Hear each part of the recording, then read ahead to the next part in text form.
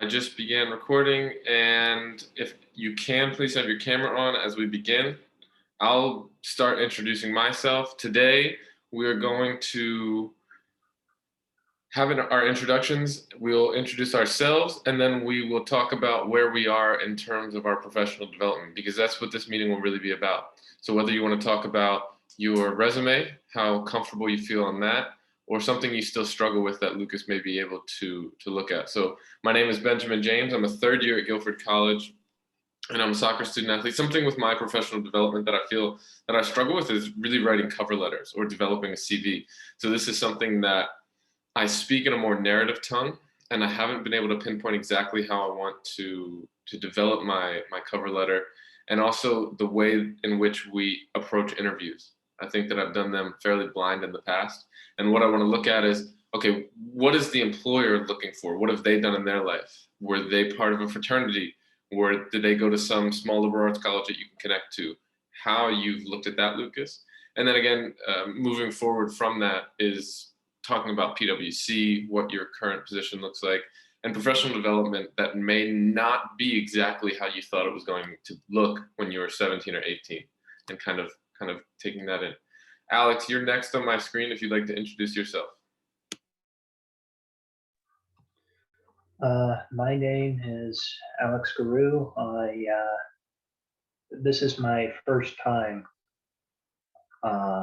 coming here, so not really a member. I suppose in terms of like looking for jobs or internships or stuff like that, not so much having trouble with resumes as I am having with cover letters. I mean, sometimes I have trouble with what to write, sort of thing.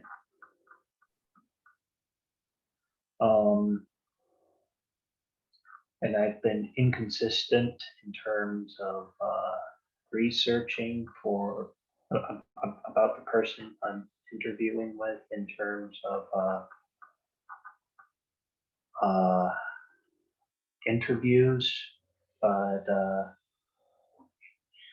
funny thing about that, last interview I actually looked at a recording for a Zoom meeting about interviews, and I believe that helped me some, but I believe it wouldn't hurt to get some more input in terms of how best to approach an interview, stuff like that. Great. Thanks, Alex. Dia? Morning. My name is Dia Kaufman. I'm a second year at Guilford. And in terms of professional development, I'd say the biggest thing I struggle with just the original outreach. I really struggle with how to form those connections when I'm nervous and I get cold feet. So yeah, that's what I would have to say. Brooks, you're next on my screen. Yeah, my name is Brooks. I'm a junior here at Guilford. Lucas, it's nice to see you again. Yeah. I would say like one thing that I've like that I really want more help on would be like a resume, because I've had it looked at here at Guided Discovery, and like they just kind of gave me some grammar corrections. It wasn't, or maybe some better ways to put things, but I just didn't really feel like it was necessarily the feedback I was looking for. So I would kind of like to focus on that. Yeah, that's something that Lucas and I had talked about, and for the executive board members, I submitted to you. But today, during our meeting, Lucas will be looking at a few resumes from the group and breaking down the differences, what we want to input, what we want to take out. And we talked about consistency, how we're consistent with our language in those resumes. So, Hussein, you're up next.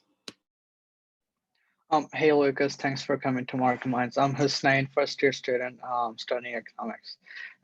One thing I would need help with definitely with resume, because I also went to guided discovery and they just kind of gave me some grammar mistakes and stuff. So it'll be if you could like talk about how to make an effective resume with no like experience, like relevant experience. That'd be great. Thanks. Great. Liam, sorry to catch you mid-bite. No worries. Hey Lucas, my name is Liam. I'm a junior. I'm also an econ major. And I think I'm also interested in the cover letter because it's kind of a unique thing. Just kind of wondering, how long they should be, what to focus on, just that kind of stuff, and also the resume stuff as well. Gio? Hey, Lucas, I'm Giovanni. I'm a junior and I'm also econ major. And I think the biggest thing for me would be help on the cover letter, because I feel like you can kind of get personal and kind of get a slight, sense of who you are in the cover letter. So I think it's really important. And I just feel like I haven't really done as well as I would like to have on the cover letter. So that's my biggest focus. Ben Kelly, you're next on my screen. Hey, I'm Ben Kelly. I'm a third-year biochem major, econ minor, and I guess I wasn't really looking for anything specific for resume stuff, just like general advice, structure, like Ben was talking about with the CV maybe, and then just overall a cover letter like everyone else has been saying. I think that'd be kind of cool to get your advice on. Awata, if you're last on my screen.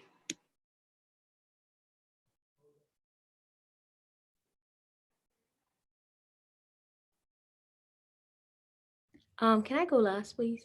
Or am I the last person? Yeah, you are last. If you need a second, that's no problem. All right, I'll be right back. Okay, so Lucas, if you want to talk about things that stuck out to you, I also, and we've put this into most of our meetings, but something that allows us to leverage our skills as Guilford College students, because throughout our resumes, throughout our CV, if someone's seeing Guilford College, that doesn't mean a lot to employers nationally or internationally. So for you, how that stuck out, and I want to give you the floor to take this where you'd like, what you've heard from our students, what you've gotten to understand by being in a meeting, and we'll go from there. Please continue to ask questions of Lucas and his experience as we go along. Just jump in. Yes, I'll do a quick introduction to Lucas Prillaman. I was at Guilford for 2 years from 2014, graduated in 2016, played soccer and ran track while I was there. My senior year, I wasn't sure what exactly I wanted to do. It was kind of in limbo. I was looking at internships, looking at full-time opportunities. And then I had a professor actually recommend that I look into grad school. So wasn't sure that was the route I wanted to go. And ended up saying, I'll take the GMAT. If it does well enough, I get a score that's good enough to get me into grad school, then we'll pursue it. If not, then that pretty much answers the question. So I took the GMAT, was right at the median score for Wake Forest. So sent in an application, got in there, was there for 18 months. Right in the middle of my program, I did a 3-month internship with PwC and had a full-time job offer after the internship lined up for about a month after graduation. So graduated from Wake Forest in December of 2017. Was with PwC from January 2018 until this past January. 3 years of public accounting experience was enough for me. So then I switched over to family office environment where I am now. And so I work with 5 families exclusively. I'm here as a tax and accounting manager. So it's a lot more consulting versus actual compliance. And so I'm working with their charitables, their philanthropy objectives, kind of wealth management for the families, cash flow analysis and projections, just an all around encompassing wealth management. We don't do investment advice, but we work directly with investment advisors, the big 4 firms that actually do their tax compliance, the legal team, the trustees. So we're like the quarterback for these families, giving them all encompassing advice while making sure that all their other advisors are on the same page. Great. Lucas, I want to give Watif a second to introduce herself, and then we'll really get into the thick of the meeting and start talking about our development. Hi, I'm Awati Umar. I'm a senior at Guilford College. I double major in business and economics. And for today's meeting, I think my resume is like more than one page. So I would like to, get it to a point where it's like just one page, but also includes my relevant experiences. Yeah, Lucas, Awanta brings up a really good point. She's a Bonner scholar, and you know what Bonner is. So Yep. she has a ton of service things and awards and conferences, whatever. But how do we fit those all into a resume and let employers know all the stuff that we're doing? This is something that's also difficult for people who are doing a lot.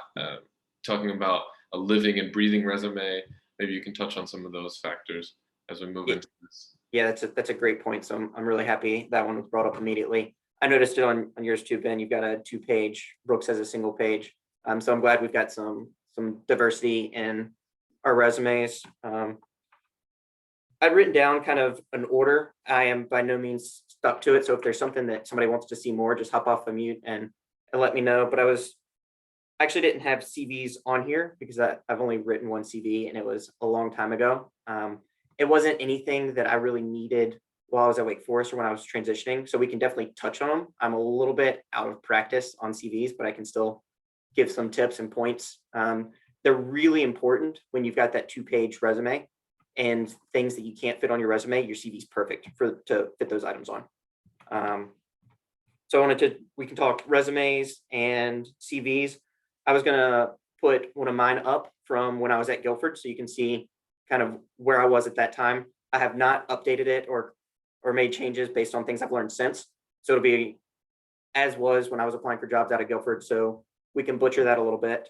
And then Brooks and Ben, if y'all don't mind, I would share yours and we can just kind of roll through yours using some of those same tips that we talked about on mine. Let everybody kind of say, this is where you can improve on your resume. That way everybody's getting a chance to speak. Everybody's applying knowledge immediately. I think the best way to learn is application. Then we'll talk through kind of interviews, interview techniques, what to look at when you're evaluating employers, ways to find employers and make connections, and then overall Q&A with whatever time we've got left. Obviously, if there's questions that come up in between, just hop off mute, happy to answer them. Great. All right. Do you have screen sharing ability? Let me make you the host. That should, there you go. Should be able to do whatever you need now.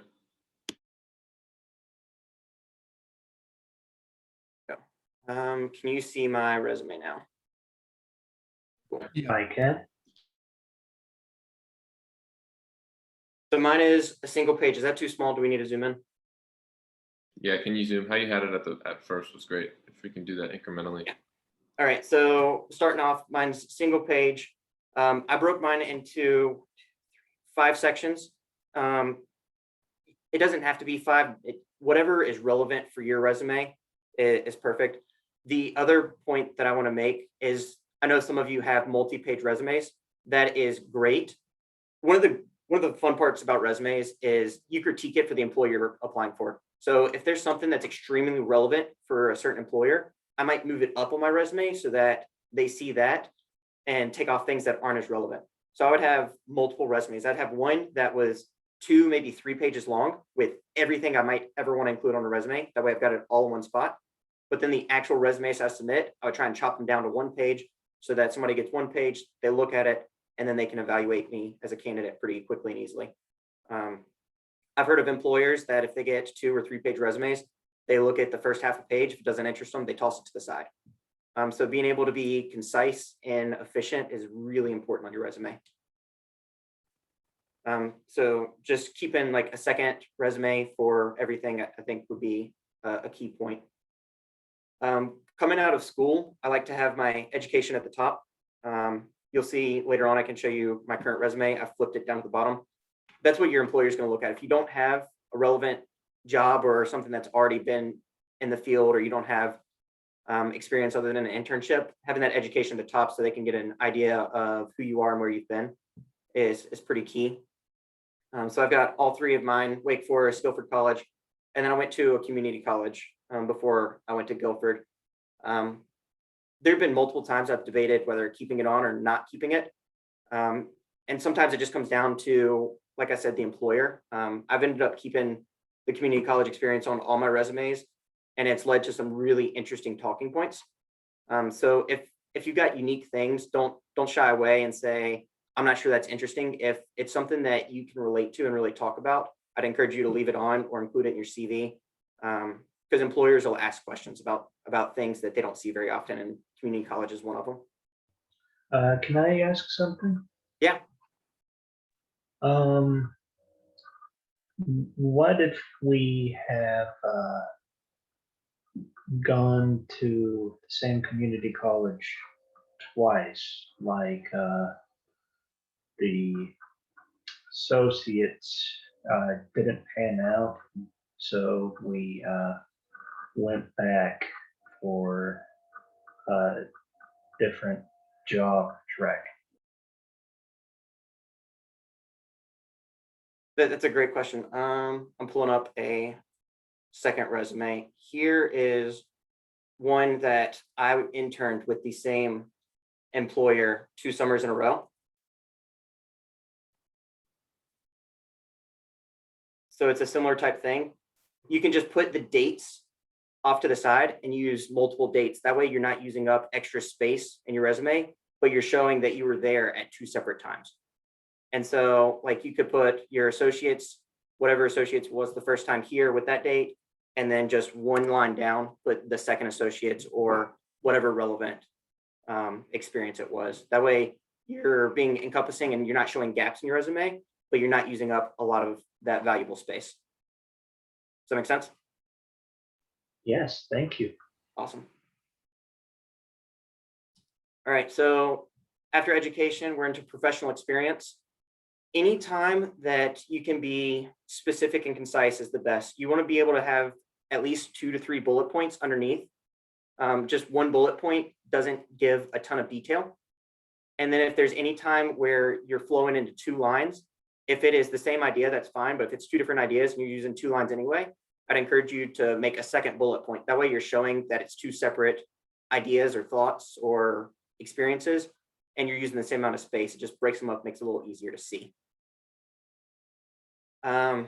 Something I noticed looking at mine and Brooks's and Benjamin's is the grammar and the past and present tense. Whichever one you decide, I typically use past tense because for things that have already happened, you want to use past tense anyway, but just being the same throughout. So like direct, put out, worked, processed, worked, created, built, as long as you're using that same past tense verb, it makes it a little easier to read. When you flip between past tense and present tense, it can get confusing, even if it's something you're still doing. If it's the same, so if I was still at Guilford College, I use present tense for both of those. And then my next one, I was no longer at the public schools and all of those were past tense. That's okay, but you don't want to flip between tenses within the same job. And so then at the bottom, I've just got leadership and volunteer experience, achievements and awards, and technical proficiencies. Something that I did not include on mine, which I actually recently learned, is now a lot of your resumes are going through kind of automatic readers, pre-screeners, before anybody ever looks at them. And they're looking for keywords. So anytime you can include a keyword on your resume is a point for you that you're going to get through some of those pre-screenings. So let's see, I wrote it down. Yeah, so anytime you can include like in process or currently in development, and then you can throw that keyword in. So if you're not great at it, but you're working on getting better. So let's say I'm working on Python, or I'm working on QuickBooks, or I'm working on my Spanish. If I can just put like in development and then put what items I'm currently developing, it'll get you through the screener. But then when you actually talk to the person, you can say, oh, that's something I'm still working on. I'm not completely proficient in it, but I hope to be. So it gives you a talking point, it gets you through the screener, and it takes up a little bit of space, but I think it's really something valuable to add. Hey, Lucas, can I ask a question? Yeah. Yeah. So a lot of what people, especially like in the first couple years of college, when most of everyone's experience is just like jobs you work during high school, and that can be, like my resume, for example, said like camp director and pizza delivery driver, and that's not necessarily stuff that you want to have like at the top of your resume. So I'm wondering what you think that people in that situation should do if maybe they have like only one internship that's related to their field and they have, high school jobs on there, like if there's a way you can distinguish them. That brings up a great point. I'm glad you said that. Something else that my resume is missing, anytime that you can define an impact is bonus points. So like my top one, directed and transferred calls while assisting with the flow of information. How can I be more impactful or make that sound better? I directed and transferred calls while assisting with the flow of information, allowing parents to get questions answered more quickly. Or my last one for the city public schools, I performed Microsoft Excel in service for the city schools bookkeepers, which allowed them to cut X hours out of their days or out of their weeks. Anytime that you can add a distinction to why you've got it on there and what makes it valuable is something that could be important. So if you were a camp counselor and you know how many kids were at your camp, and so it's like I worked with 500 kids a summer, or I was able to teach CPR to 35 kids. Anything that you can elaborate on to make it stand out would be helpful. Lucas, two things. Oftentimes we hear of companies or places having values. So at Guilford, we talk about excellence and we talk about community. If I just put on, I worked within the Guilford College values of community, excellence, blah, blah, blah, what does that tell the employer? Now, on the flip side, they may not know what that means, but if you're saying, I consistently challenge the status quo of business and economics and market minds, that is living up to a value. Where is our sweet spot of impact statements that we can say within a resume that aren't too much?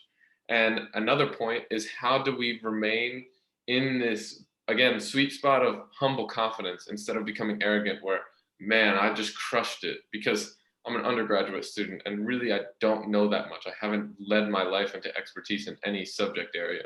So I'm trying to find balance in selling myself well, but also remaining humble in what I'm saying and really letting the employer know who I am.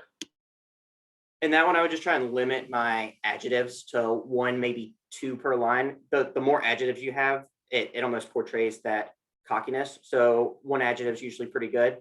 Anytime you can be quantitative, when there's a set number, I saved the college $500,000 because we did X, Y, and Z. There's no arguing that. You're not being cocky. You're not being prideful. I mean, it is a fact. As long as it's something that you can support and it's quantitative, then if it seems prideful, it's probably not if it's just a fact. The other spot that you can include items like that would be in your CV. And you can say, you can list some of those qualitative characteristics in your CV without sounding overly prideful, because those are the things they're looking for.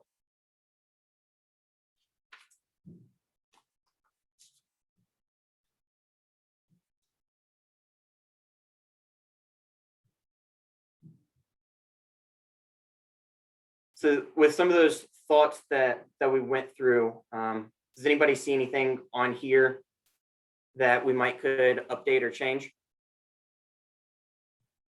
I just actually looked at it again for the first time last night, so I'll have to look at it at the same time. Yeah, I'd say that the first thing is just there's a lot under your budget analyst job. And I mean, like if something else were to come up that you wanted to put on there, you have to probably trim a lot off of there. Yep. It just seems like it's taking up a good amount of space. I actually had to add things into the budget analyst because that was the most relevant experience for what I was doing. I was looking for jobs in finance. And so budget analyst is going to mean a lot more than an information desk specialist or a Chick-fil-A team member. With it being right in the middle of the page with all of those bullet points, it kind of draws your attention there. So even though it looks like it takes up a lot, I didn't have anything else I wanted to include on my resume. So I actually threw a couple extra items in there so that your attention's almost drawn there. And so while it looks like it's taken up a lot, and that was something you pointed out, it drew your attention there, which is what I wanted to do anyway. It's a great point. And on the flip side though, if there was another job that I needed to add on here that I thought had more relevant experience, I could either trim from the budget analyst, or I could drop the Chick-fil-A team member being my last thing I did, being the oldest, to free up space. I typically would recommend dropping the oldest thing unless it's in line with what you want to do.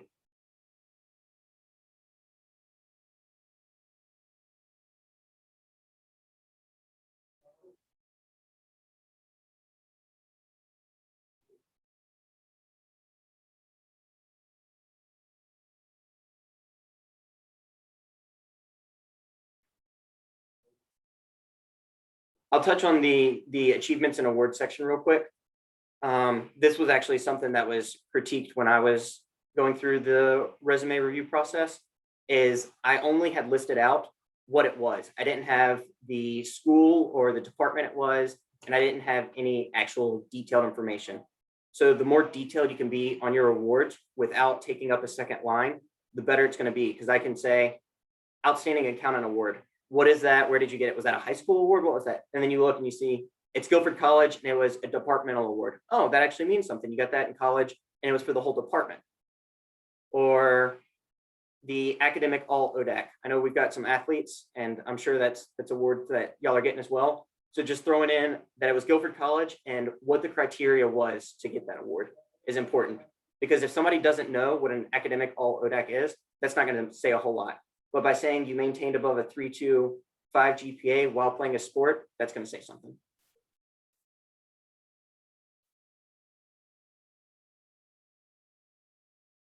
I was gonna say, like, maybe on here you could include like your relevant coursework. I know that's been like kind of a point of like a big thing on interviews with me, like whether like I put a course on there and then we can talk about it and how that relates, or like in your case, like with accounting, like, oh, have you taken tax? Like, are you interested in audit? Like, that's something people are gonna ask you about. So, so yeah, like that's like kind of like a minor thing I would include on here. Yep, I've seen that on some, and I haven't seen it. A lot of times, if you need to finish taking up space on your one page, then that's a good kind of space filler because it actually tells me something without taking up much space. But if you're trying to fit it down to one page, then you have to evaluate, is that relevant coursework something that I need, or is it going to take up space? And those are also things you can throw kind of in that technical proficiencies. See, yeah, you've got it at the top of yours, and Ben's got that skills and certifications. You can put that, he's got skills and certifications rather than technical proficiencies. You can throw it down in there and it still covers those same items. So whether it's at the top or the bottom, I don't think is a big deal. As long as it's not what puts you over that one pager.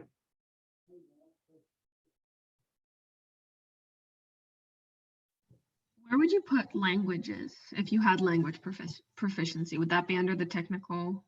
I would put that under technical proficiencies, skills, and skills and relevant experience, or skills and certifications, something along those lines. Hey, Lucas, I have a question about skills. I'm wondering what skills you think are, important and worth including, because, like in my example, like I put some skills like next to the, jobs or positions where I learned those skills, but I also have a skill that is not quite related to like an industry. Like I play music, and, that is something that I think is interesting about me and is kind of like a conversation starter, but it doesn't quite relate to like industry experience at all. I'm wondering what you think about including skills like that. I would probably put that in a cover letter. And any way that you can relate that to the job position, say like, I played the violin for 13 years and that's shown some determination and commitment. Or however it's affected you in your life. I think that's that's definitely relevant, and it's something that you can include, even if it's not completely applicable.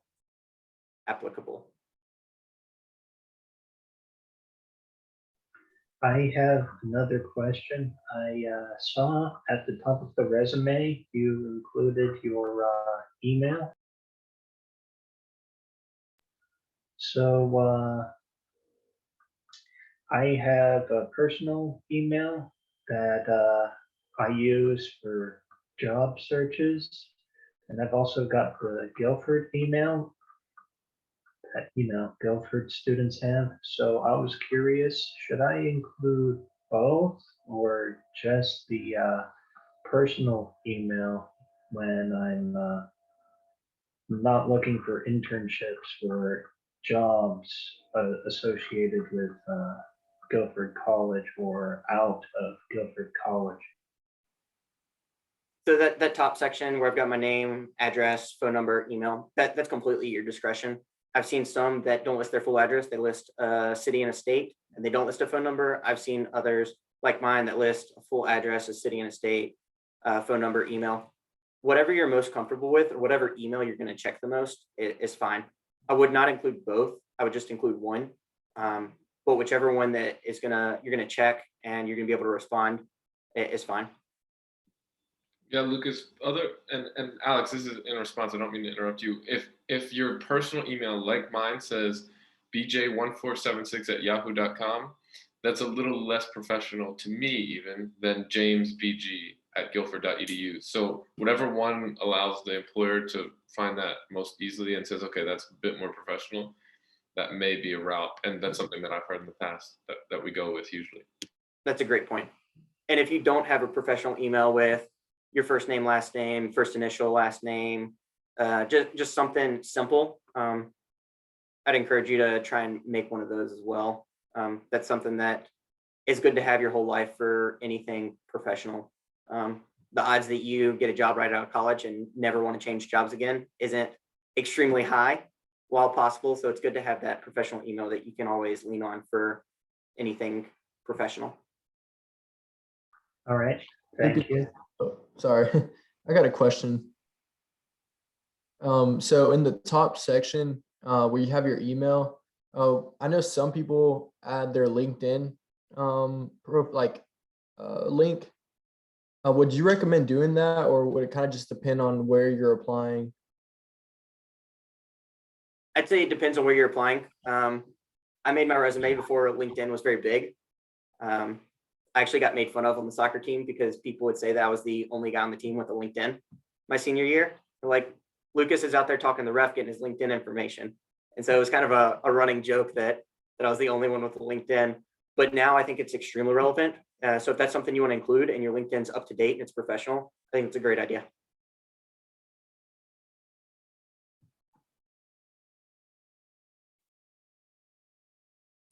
Thank you. I have another question. So is it okay to put like a boot camp experience, even though you're just an attendee? So like I recently attend a finance boot camp. So is that like okay to put it on a resume, or should you just leave it on LinkedIn? If you've got space for it, you can throw that in this bottom section with your skills and certifications. You can say I attended boot camp for financial literacy, and then dash maybe some of the concepts that you talked about. Okay, thanks. Yeah, Hussein, something that I talked to, we actually had a guest talk about this. He took a diversity and inclusion workshop through LinkedIn. And especially in today's marketplace, if you have proficiencies in more social concepts that employers are looking for, this is certainly something that I've heard is beneficial to include. They go, okay, I'm getting a well-rounded person, not just someone who's proficient in Microsoft Office or Tableau or whatever it may be. They're a decent individual too. So if you're going through different things through LinkedIn, whatever, I think it's a fantastic opportunity. And that's come out of COVID a lot, is all of these free online certifications. You can just put them in and get those. And employers see that you're decent in a lot of different activities and self-driven. I think, Lucas, maybe you can make that point about the self-determination drive to learn these certain aspects and skills. Yeah, that LinkedIn's popped up a lot with those boot camps, and you get little badges. I got a couple at PwC. It was like a digital acumen badge and like business intelligence or something like that. And you get those badges and actually add it onto your LinkedIn. So it actually kind of fills out your LinkedIn. Anytime that you can find free or inexpensive little workshops and they add little badges, I think that's also something worthwhile pursuing. It shows that you're willing to learn outside of the classroom, outside of your workplace, to actually develop yourself while actually showing something meaningful. Okay, thanks. What about like the 1 hour long events, like, you know, like big banks, like I attend a couple events at Goldman, like a asset management and global market events. So, like, should you put that on technical proficiencies, or? If it's topics that you think might be keywords or that are important to what you want to do in the long term, I think that you can put those in as under development or currently pursuing, and you can list out kind of a string of them to show what you're interested in. But I'm not sure I would use a lot of space to say attended 1 hour workshop by Goldman Sachs. That might be something you could include in your cover letter, saying that like attended workshops by Goldman Sachs, JP Morgan, and Citibank about X, Y, and Z. Okay, thanks. So before we switch over to Brooks and Benjamin's resumes, something that PwC was big about right before I left were authentic intros, is what they called them. And so I actually kept mine, and it was something I just wanted to share with y'all. So I'll read it off, and then we can go back and hit the high points. It's what I used for introductions kind of with new clients that I hadn't met before, or it's actually what I used when I was applying for my new job, coincidentally enough. So it's, hi, my name is Lucas Prillaman. I'm a senior tax associate in our PCS practice out of Charlotte, North Carolina. While I'm proud of my work title, my favorite title is probably marathoner. Getting out on the road and trails for a run is when I feel most free and most like myself. I think of myself as analytical, disciplined, and organized. I lead with curiosity, self-awareness, and compassion while knowing that feedback makes us better. I'm both a mentor and an apprentice. If I put a personal value into a sentence to tell you what's most important to me, it would be, I want to learn from the past to improve the future. When you think of me being on your team, I want you to feel heard and appreciated. And so I can send this out to Ben and let him circulate with the group. But it was an actual, I don't have the outline anymore. I can send you just what mine is and it'll give you an idea. But it has you talk about things that make you who you are as an individual outside of work. My favorite title, for some people, that was mother. For others, it was son. For others, it was brother. Or it could be like mine, marathoner. For someone, it could be soccer player, or it could be researcher. I mean, whatever it is that really interests you and gives you something to talk about could be your title there. And then you talk about why you enjoy that or why it makes you who you are. And then the next portion is, I think of myself as, and then you list 3 adjectives. Mine were analytical, disciplined, and organized. It could be anything in the world, whatever adjectives you think describe you best and that you could elaborate on and give personal examples on why those adjectives work for you is important there. I lead with curiosity, self-awareness, and compassion. A lot of employers are looking for leaders or people that want to be leaders. So if you can define kind of your leadership style, even if it's still in development, or even as we're working on it. So I remember being in your position, it's like I can kind of lead on the soccer field, but I'm not sure how I'm a leader outside of that. I would wager that each of you are leaders in the classroom, or you wouldn't be here, that you're leaders of groups like this, or it may even be a friend circle that you're kind of a leader of, that you rally people around. So you can just think through why you're a leader and how you're a leader with things like that. And then the next one I put, I'm both a mentor and an apprentice, showing that I'm willing to learn, but I also don't want to hold back that learning for myself. Knowledge is a powerful tool, and it's something I want to share with others. So anytime that you can kind of say I'm both a leader and I wouldn't say follower, but a leader and an apprentice, or you can show that you're not just one thing, but also the other, that you've got that balance and you're willing to take a step back. And then just a personal value to you.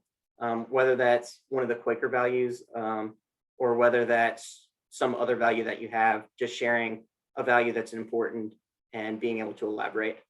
And this is a great paragraph that you can just throw into your cover letter kind of at the top and then talk into more personal experience, or you can kind of intermingle some of these sentences throughout. But that's just something I wanted to share this morning. Thanks, Lucas. Hussein, did you have your hand up? Yes. Just have a quick question. So could you put leadership experience from high school? Or You're still a first year, right? yes. Yeah, that's absolutely relevant. That's a year ago. As you get into your more senior years and leaving college, your high school experience starts to mean a little bit less because it's further away. It's the same with my college experience. It's been 5 years now, so people look much less at my college experience as they do as something I did 1 or 2 years ago. So I wouldn't say that high school experience doesn't mean as much. I think it's just a timeline thing. As the experience gets older, it starts to mean less. Gotcha. Thanks. Yeah, Lucas, I've really found a lot of utility in the authentic intro.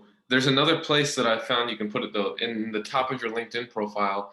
Is a fantastic website and platform, but they'll tell you your profile is only 80% complete.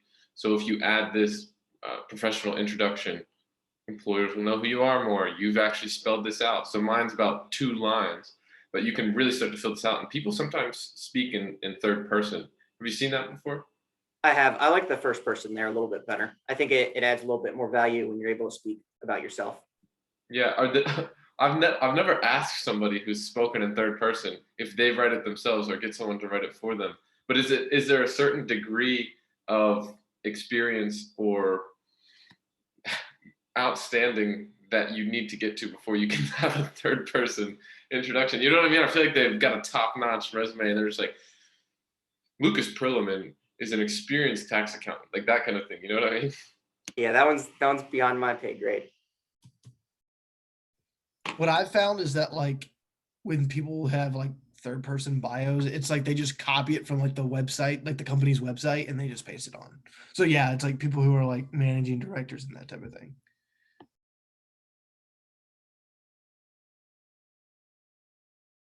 Sweet. Right. Any other questions for Lucas? Yeah. So if we're ready, I'll go ahead and flip over. Do we want to start with Brooks or Ben's resume?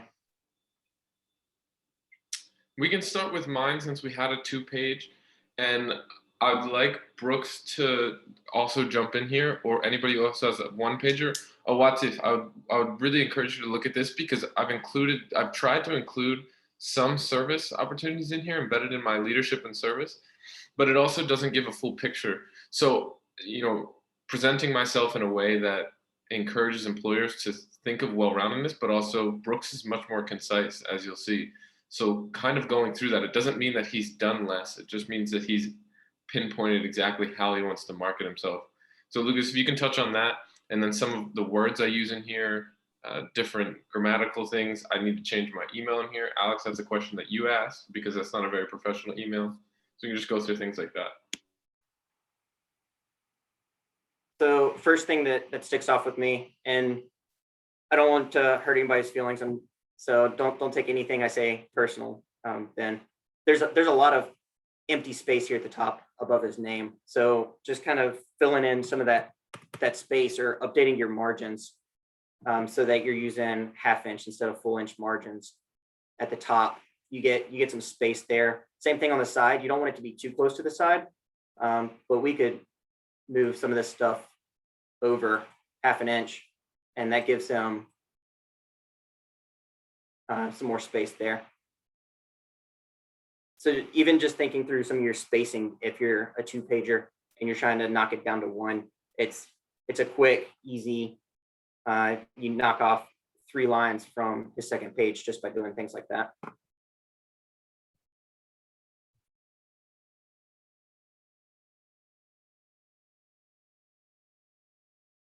Education looks good. I don't think I would change anything there. If you were desperate for space, you could move the GPA up to underneath expected graduation date. So that way it's still there. It's still front and center. It frees up a line. Lucas, I have a 3.41. We'll see in Brooks that he has a 3.82. Now, when you're talking about GPAs and you're talking about this filter that they send through the screening, that's what I'm talking about. What is the GPA threshold? Because if I need to be above a 3.5 and because I have a 3.41, I'm automatically disqualified. This is troubling for me. So what is our cutoff? A lot of companies are 3.25. Some of your more competitive may look for a 3.5. Do you have a departmental or a major GPA that's slightly higher? What do you mean? So if you are an econ major, if you take all your econ classes and get a GPA average for that, is that higher than a 3.4? I think it's like a 3.6, but would you include that instead? I might be tempted to say departmental GPA 3.6.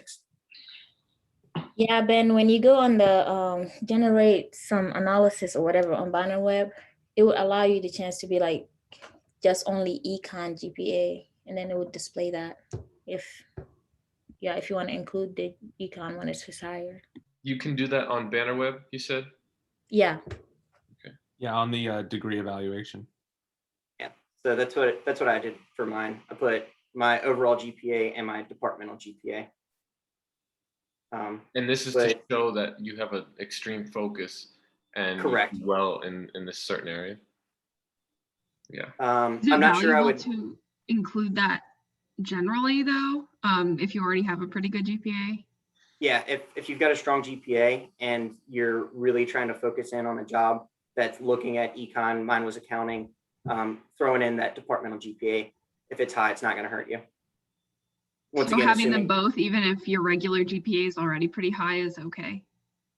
As long as you've got space, there's nothing wrong with it.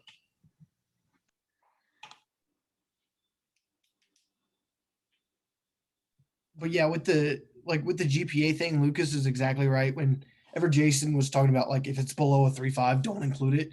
That's really like mainly because he's an investment banker. That's really mainly in investment banking. They're really stringent on the GPA thing. But if it's above like a 3.25, you should be straight.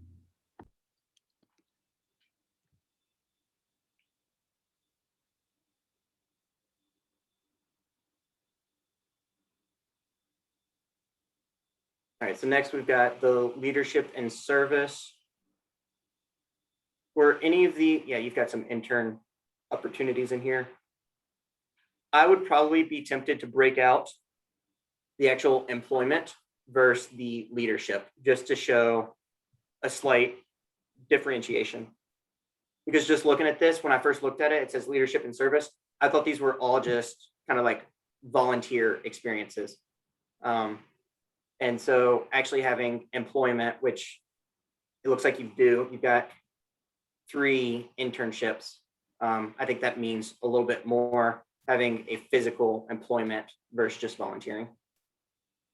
Okay, so what you're saying here is, I guess this is a bit misleading. So work experience as one section, another section as service, because correct. Leadership and service. Yep. Okay. So leadership and services, I can do my volunteer experience and any leadership opportunities like the national SAC representative. I can do that. Yes, I'd put that all in one section. Leadership and service in one section, employment in a different section. Okay. And I would tend to put employment above leadership and service because people are going to want to see employers are going to want to see what employment you've actually had. Yeah. And maybe this is relevant to you, Ben, also. For service, I know we're both Bonners.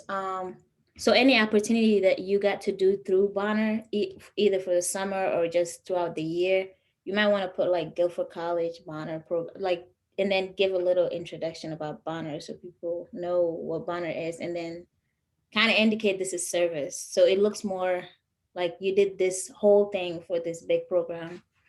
I find it helpful. And a lot of, in my interviews, it attracts the interviewer's attention.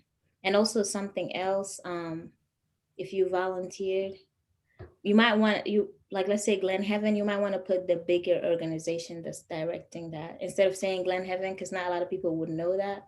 But if you say, like, for example, Pathways, Greensboro Ministry is a bigger thing. And then it could be relevant to other people too. Like if I have volunteer experience, mentioning the bigger name. Okay. Yeah, that makes sense. It's a great point. Thank you. Yeah, Lucas, I'm observing a lot of inconsistencies here. So if you look at Community Economic Development intern and then Corella F. Bonner Foundation research intern, I've put in bold intern in the economic development one, and then I put my title. So you see how I've switched them? Yep, you nailed it.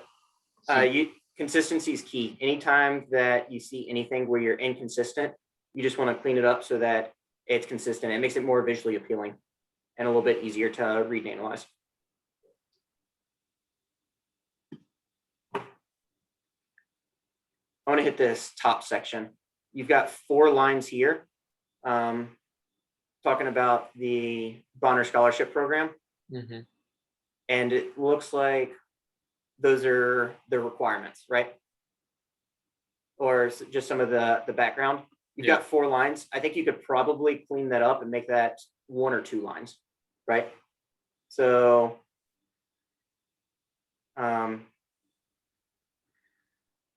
you could say that you were one of the 15 students selected in your class with, you were the first year class representative for the 2018 and 2019 of the 15 selected for that class.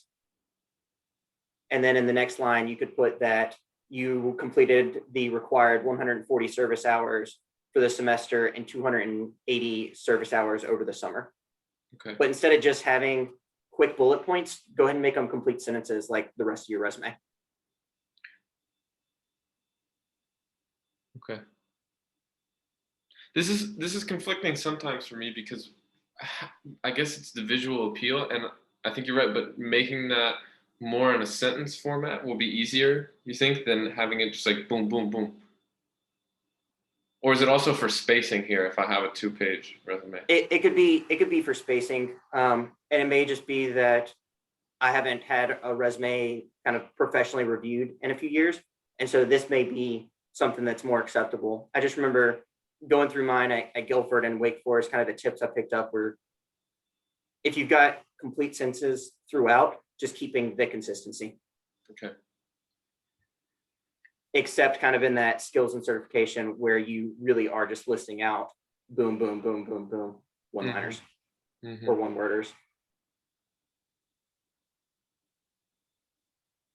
The other thing on that Bonner Scholar, with it being the first thing you see being just bullet points rather than complete sentences, and then switching to complete sentences throughout, maybe part of it. So once you move it down, put your work experience first, and if that's the first leadership experience, it might not be an issue, but it's just something to consider.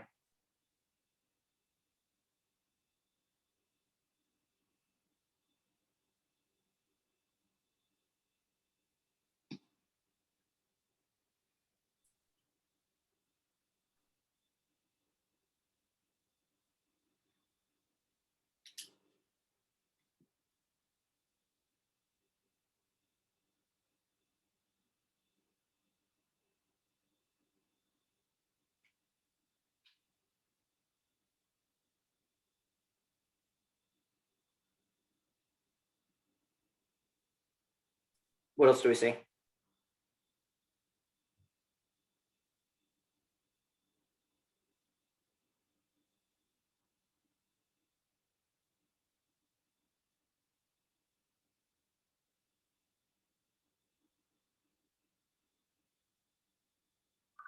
Could you go to the top of the second page?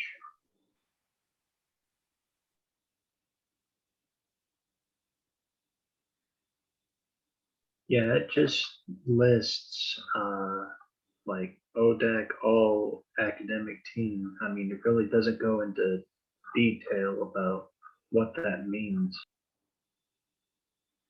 Yep. So I would probably put that. So you're gonna add a section for education, leadership and service. I would probably update this instead of other experience and make that like an awards and achievements and awards section.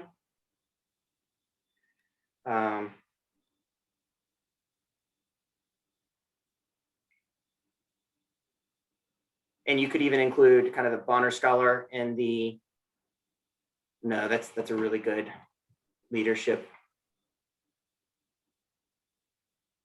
Yeah, I'm not sure that I would want to use 3, really 4 lines just to say that you're all team ODAC. That might even be something to list under kind of this skills certifications, and then you can put /awards in there as well. So all 3 of those things would be in there. Question about, I just put Excel in here instead of Microsoft Office, and you said Microsoft Office 2015, something like that. So is that a bit less unprofessional or less professional than putting Microsoft Office proficiency? I'd probably want to be as specific while all encompassing as you can. If you're only comfortable saying I'm proficient in Excel, I'd probably still go ahead and say Microsoft Excel. That way, but Microsoft is a keyword that people are going to be looking for.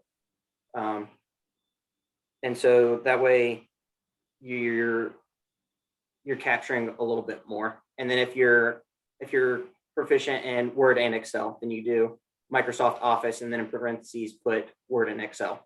That way you're capturing a little bit more without taking up extra space.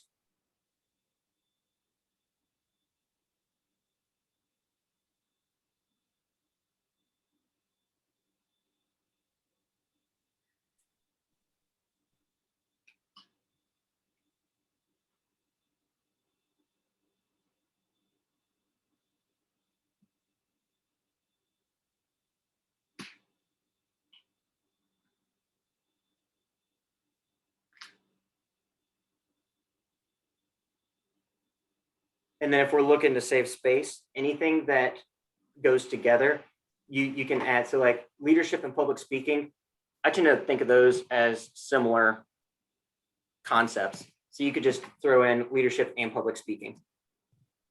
This is something that Liam brought up earlier. Maybe that goes into a cover letter even, because they are qualitative. Yeah. And then it's going to be technical stuff. Yeah. It's going to be something that's in your LinkedIn as well. So I'm not sure that that's something you want to take up space with your resume. Right. A lot of resume analysis is spacing. What's most important, what's going to give you the best talking points, and what are you going to be able to really sell yourself on?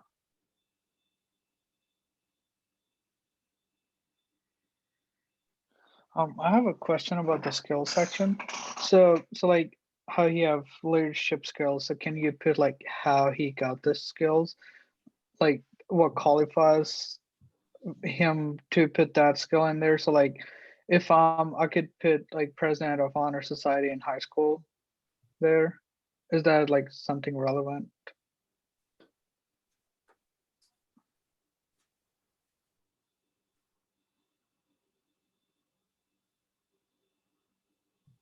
Yeah, again, I think it's a spacing, and that consistency. So if that one is going to be, you're going to list a whole sentence for your skill, and all the other ones are going to be bullet points, boom, boom, boom, boom. Just think about how that looks visually, and if it is distracting at all. Okay. Yeah, Hussein, something I don't do well here, and it creates a bit of redundancy, is I say leadership and public speaking, but as you'll see in Brooks, it's a bit more concise, and that's implied through his achievements and his whatever his involvement. So if he's Market Minds president or accounting TA, then it's obvious that he has these technical skills. But if it's added, I guess you want to put them in. So if it's not obvious from what you're doing, so leadership, if you have any presidencies or anything like that during college, I guess that's implied. You don't really have to put that in the skills and certifications, which is, again, making the spacing worse off in my resume. So the 2 pages can be put down to max 1.5, just by the stuff we've talked about so far. Yeah.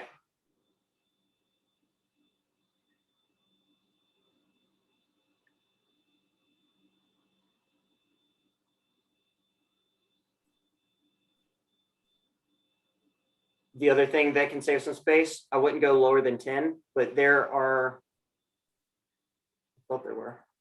thought I saw a few times where you were using a font 11 instead of 10, maybe not. But just being conscious of your font size, just being consistent throughout, which Ben is, so that's good. Here you go. The second page you're using, the first page is all 10 size, and then the second page is all 11 size. 11 and 12. So you cut that consistency, you make that consistent at 10 size font, and you just cut another 3 lines. Yep.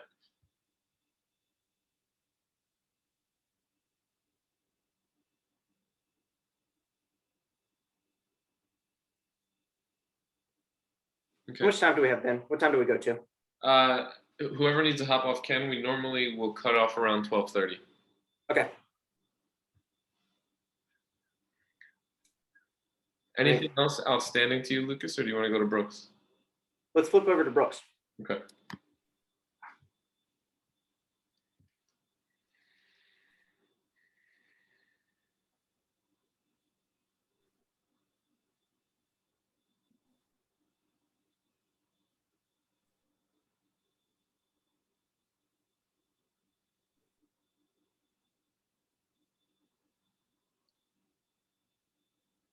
All right, Gio. Take care, man. Thank you so much. All right. Is that too far out? Do we need to zoom in? Yeah, it's a bit difficult to see. Okay. That's better right there. Yep. Right. We'll do it a half page at a time.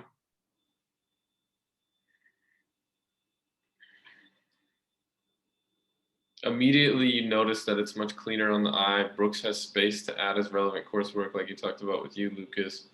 You're getting consistencies in terms of the grammar, what's bolded, stuff like that. Now, what sticks out to you? What can Brooks really talk about? How is he getting positions in the summer that are going through these top investment firms? That's my question when we're looking at Brooks. Yep. I think I've just seen something. For work and leadership experience, I apologize, Brooks. He kind of has. He hasn't really sorted his experiences in terms of like what's in the present and what's in the past. So you have like this back and forth between third person and first person.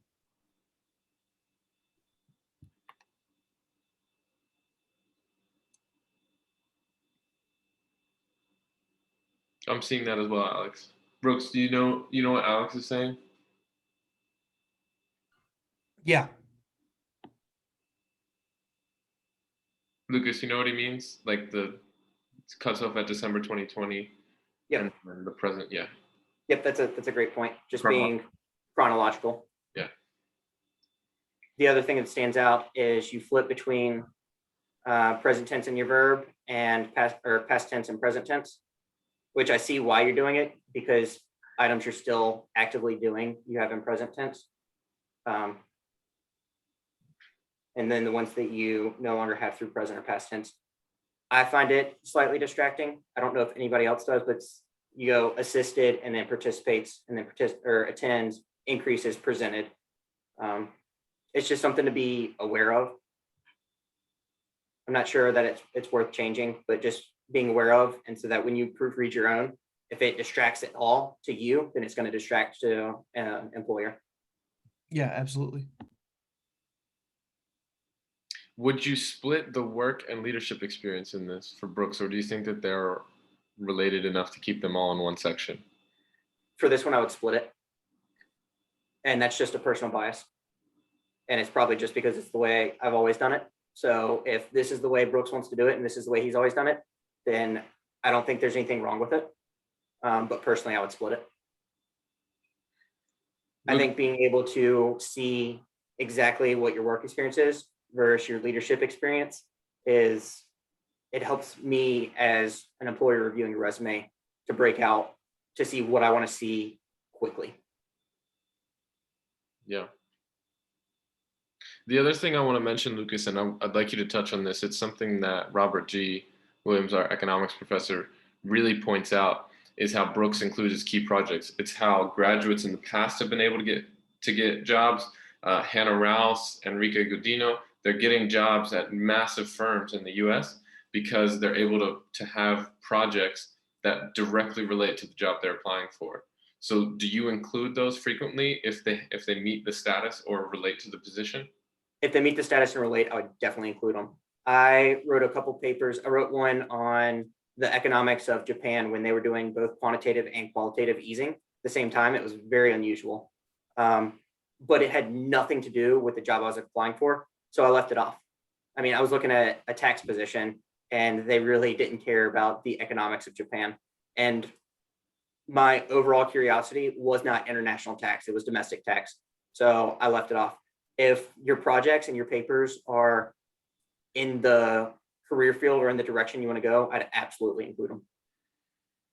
Man, that hurts so much. You feel like you've got such a great paper and you have to leave it off.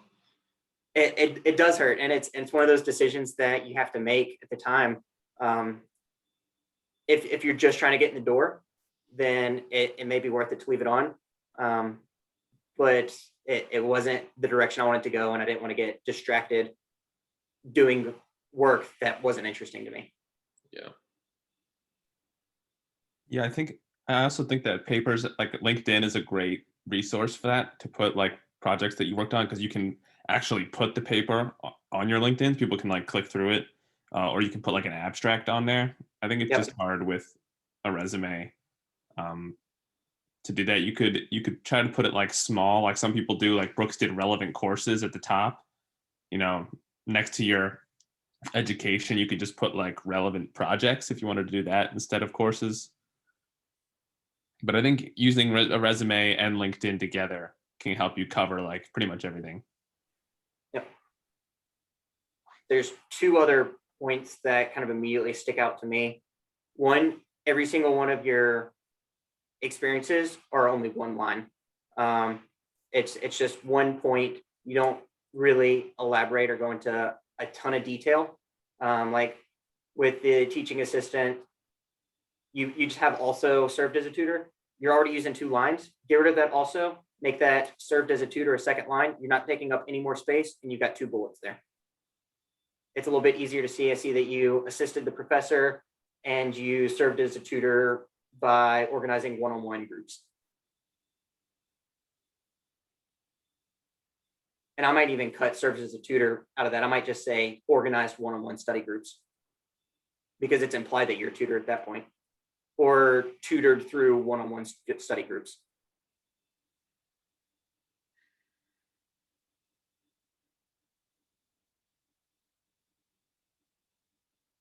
Same thing with the second one. You're already using 2 lines, but you're actually talking about 2 different things. You participate and you develop. Just cut that into a second line. You're not using any more space, and visually it's a little bit easier to read the 2 sentences.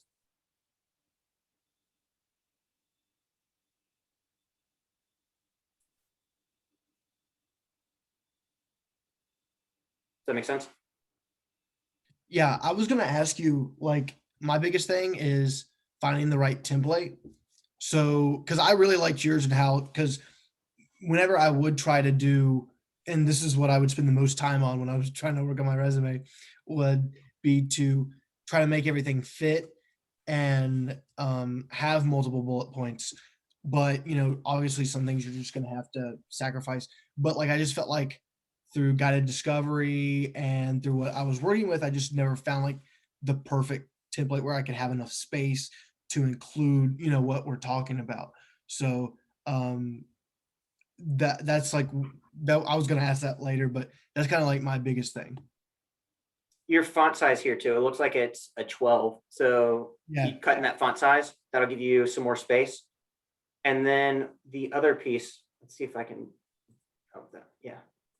sometimes you're able to go in here and the spacing between, and you can adjust that. So instead of being a full 1 point after, you can cut that to a half a point, and that saves some space. So see how it just added, just cutting that little half a point. If you cut it to half a point between every time you have a space break, then overall you're going to save a few inches on your paper. Yeah. And then visually, you can't even notice that there's a difference there.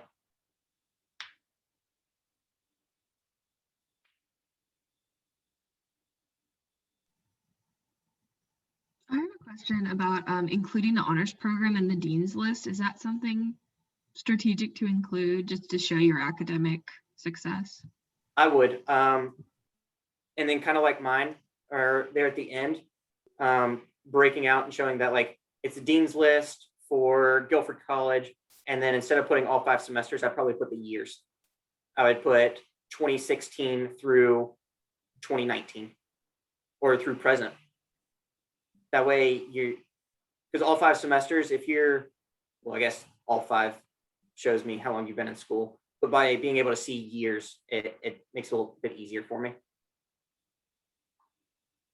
Especially since you're already breaking out years for your other 3.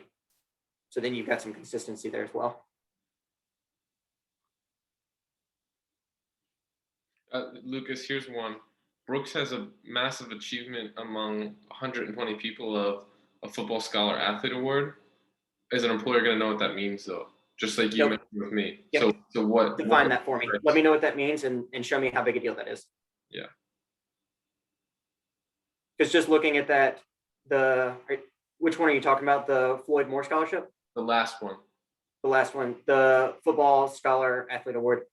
I have no idea what that means. That could be a participation trophy, or that could be a massive accomplishment. So by defining that, then it's going to stand out. And then I might ask you some questions about it. And you can talk about how you had to persevere, you had determination, you had confidence. You can just give me yourself. And you can tell me why I should hire you by me seeing that one thing and asking you a question.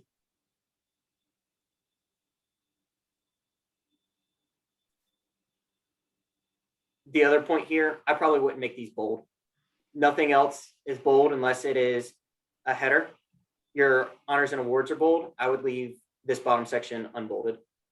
Okay, thank you. Somebody told me to bold those, but that's why I had them bolded, but it's fine.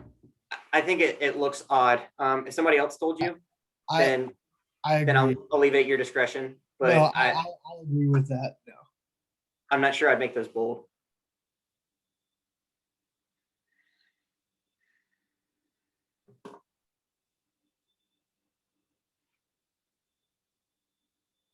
Lucas, this is great. Liam, I know you have to run. It's fantastic. Thanks for sticking on as long as you can. Yeah, thanks, Lucas. Yeah, absolutely. Everybody. Lucas, as more individuals start to have to head out, and I've got to go to training here in 15 minutes, what are some reflections? We can work on cover letters later as a group, or have you back on to speak to the group about cover letters. What are some maybe points or reflections that you want to make, or in your 5 years since leaving Guilford, things that you wish you knew that you can give us, and then we'll wind down with reflections from the group or additional questions. Yeah. Just last point on resumes.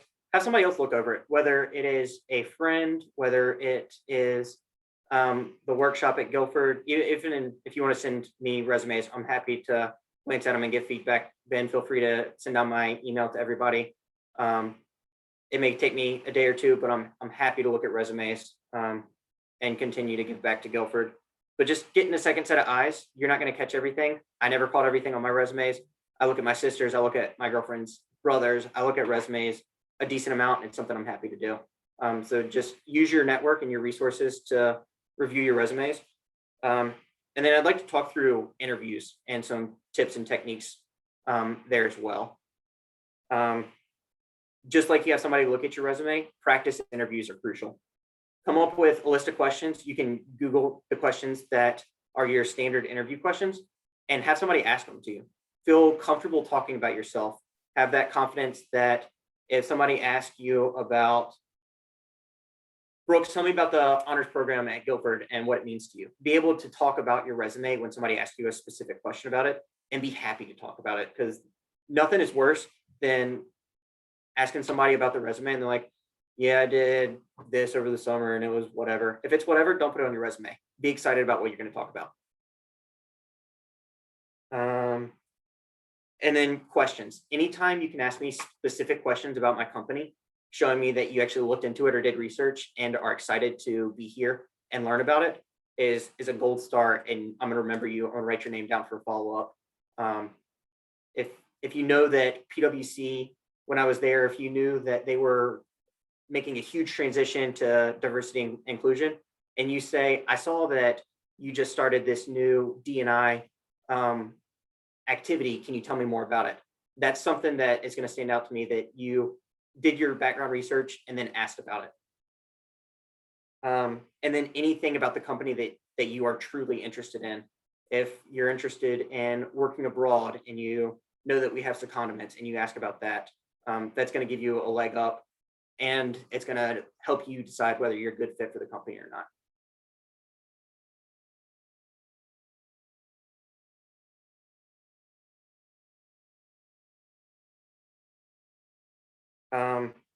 From my experience with interviews, a lot of my interviews have been more personal and situational rather than technical, which was something that I was actually really scared about going into my first interview. I was like, I just got out of school. I have no idea how to answer these technical questions. Nobody ever asked me anything technical. It was always, tell me about a time where you had to overcome something, or tell me about something on your resume. They were very much situational.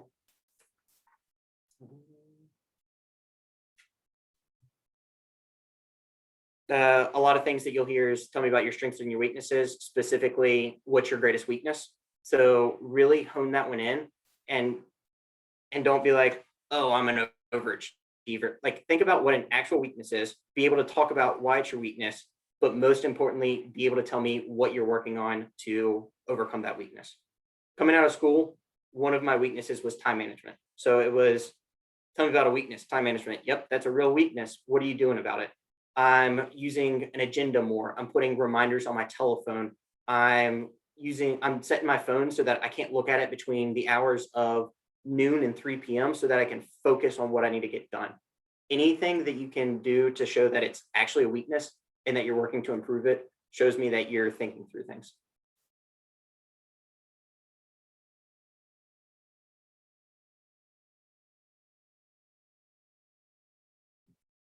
So what other questions or thoughts do we have as we close?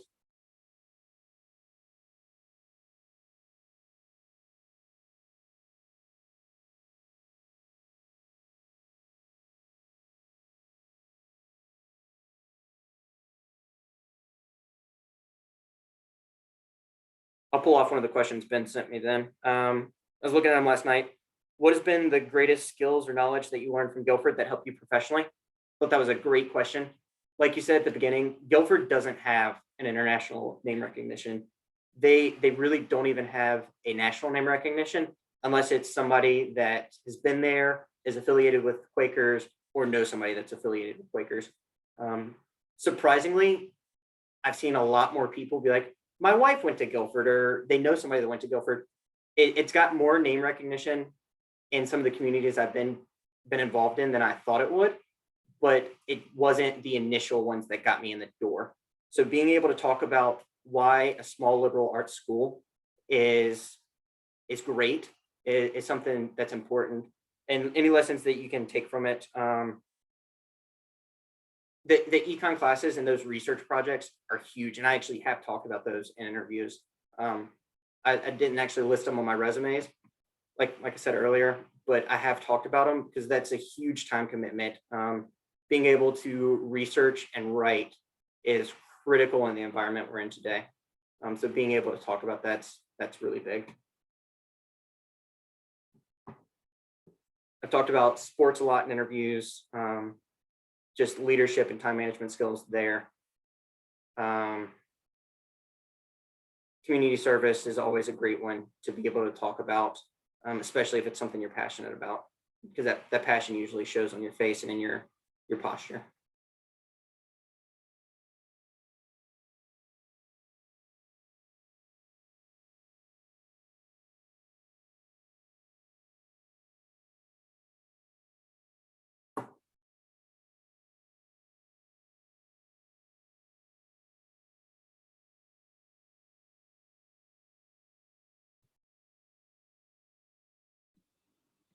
Lucas, how do you speak? How do you speak in a way that separates yourself?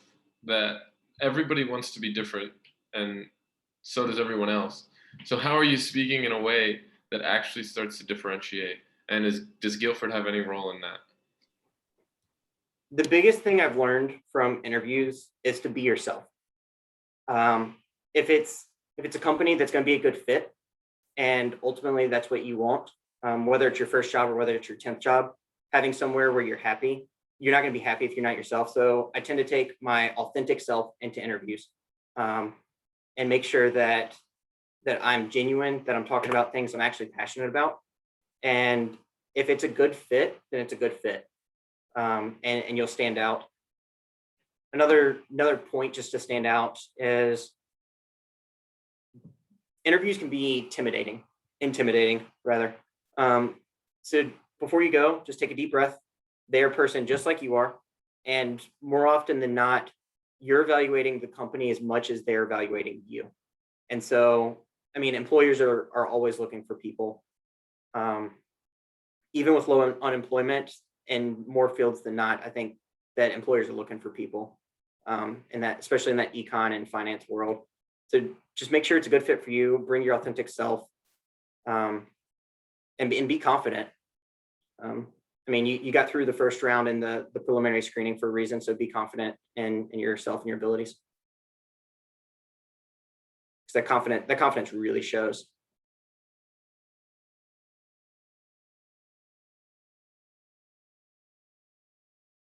Are there any final questions, reflections, thank yous for Lucas before we tune out? I would just like to say thank you for doing this. It's been enlightening. Great. Thanks for joining, Alex.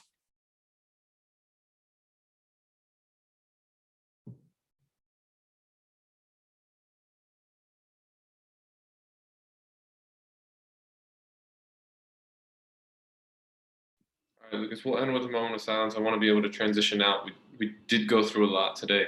I think we packed in a lot of useful things. So we'll end with a quick moment of silence, a thank you, and then we'll surely follow up, and I'll send information on the recording out so others who weren't able to join can utilize this meeting.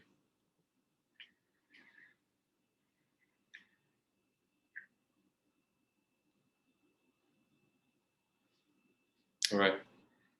Lucas, thanks for your time. It was great to be with you, and we'll continue. One of the things that stood out to me is how you wanted to be a part of a meeting before we had you on as a guest, which speaks to your character and also something that is qualitative that you're not going to put in a resume, but gets noticed by employers. So that's something that I took from you and that I'll certainly use as I go forward.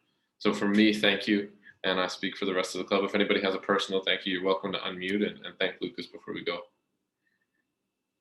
Yeah, it's been great. Really appreciate the opportunity to be here with y'all. It's great to see some young aspiring faces. And so I'm always happy to contribute any way I can. Feel free to follow up. Absolutely. Thank you, Lucas. Yep. Thank you so much. This was super helpful. Exactly. Thanks, Lucas, for coming. All right. Take care, everybody. See y'all.